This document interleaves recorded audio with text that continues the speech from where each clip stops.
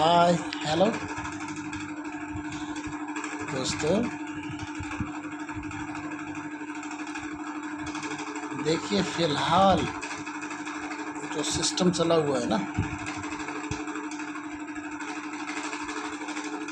पिछले कुछ सालों से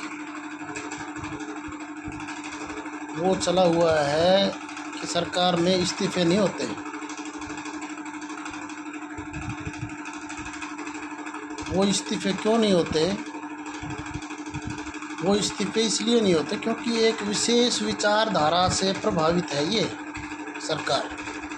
एक विशेष साइकोलॉजी के, या हम कहें विशेष फ़िलॉसफ़ी के अकॉर्डिंग चल रही है सरकार, और वो अपनी फ़िलॉसफ़ी थोपना चाहती है पूरे समाज के ऊपर, पूरे देश के ऊपर।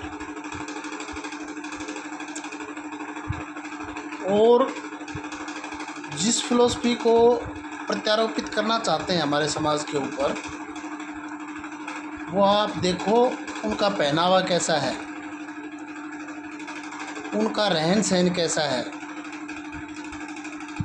उनकी सोच कैसी है, उन्होंने पहले ऐसे क्या सामाजिक कार्य किए हैं।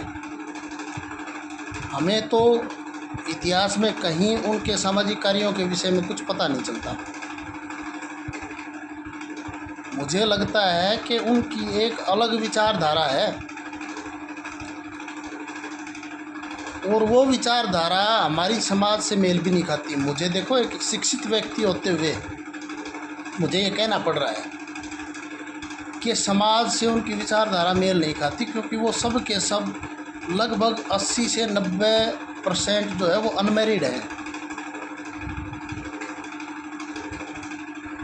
और वो सिर्फ़ और सिर्फ अपने तक सीमित हैं।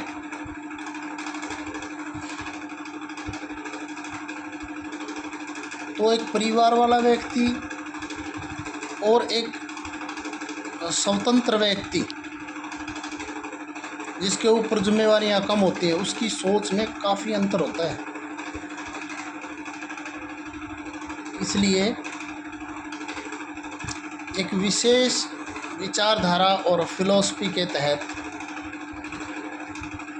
उसका प्रभाव हमारे देश पर छोड़ने का प्रयत्न किया जा रहा है। हमारी शिक्षा नीति में भी ऐसा ही किया गया है। देखो, पहले जो शिक्षा नीति बनाई गई थी उसको बदल दिया गया है। अब जैन अल्फ़ा को देखते हुए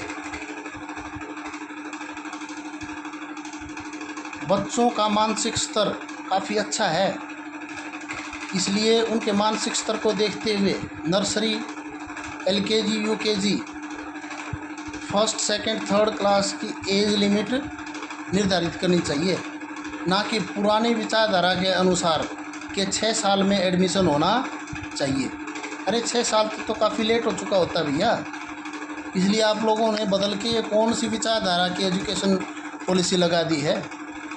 और देखो, मैं एक साइंस टीचर होते हुए आपको बता रहा हूँ, 10th क्लास में कई चैप्टर ऐसे काट दिए गए हैं। जैसे मैग्नेटिज्म का एक चैप्टर होता था जिसमें how the motor works, how the generator works chapter है ही नहीं। ऐसे बहुत सारे और चैप्टर हैं जो काफ़ी प्रैक्टिकल थे, उनको तो हटा ही दिया गया है और काफ़ी सिंपल बना दिया गया है। इसलिए जैन जी और जैन अल्फ़ा के लिए ये चैप्टर्स कोई मायने नहीं रखते, इसलिए उनके बौद्धिक स्तर को कम करने का प्रयत्न किया गया है इस शिक्षा नीति के अनुसार। इसलिए देखो, मैं एक शिक्षाविद होने के नाते मैं चुप नहीं रह सकता। इसलिए सोशल मीडिया एक प्लेटफॉर्म ऐसा है जहां हम अपने विचार रख सकते हैं। अगर आपको मेरे विचार अच्छे लगें तो मेरे चैनल को फॉलो करना, लाइक और कमेंट करना, अदरवाइज़ भैया स्किप कर देना, ठीक है? क्योंकि हम किसी के ऊपर विचार थोपना नहीं चाहते। इसलिए मैं वैसे तो किसी के साथ बात करता ही नहीं सामूहिक रूप से बैठ के, क्योंकि ऐसे में समाज ज्ञान बांटने वालों को पागल कहने लग जाता है। इसलिए मैं पागल नहीं कहलवाना चाहता। धन्यवाद। जय हिंद, जय भारत।